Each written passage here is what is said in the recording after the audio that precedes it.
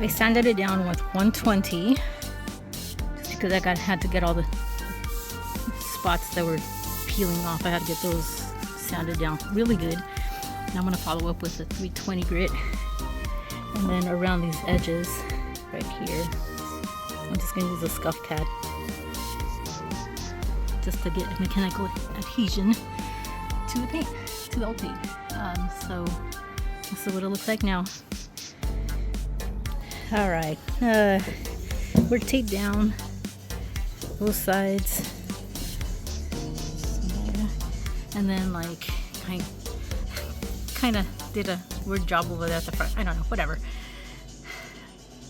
I'm tired. I'm just ready to prime this really quick. I'm going to add some primer, epoxy primer sealer stuff for these cut through spots, and then once I lay down the actual primer, I have to leave it 24 hours according to the technical data sheets. So 24 hours, and then tomorrow around this time, probably about 5:30ish, more or less, I can lay down the paint, the base coat, and the sealer.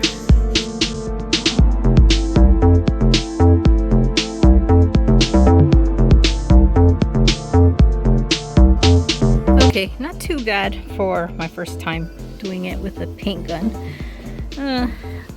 It's a little textured, but that's okay. I want to put a roof rack on the roof anyway, so I just wanted the peeling stuff to go away. So it looks decent. Maybe with a better gun, I guess. I used the cheapy Amazon gun.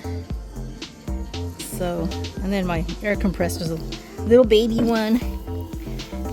But it did the job all right. So, all right.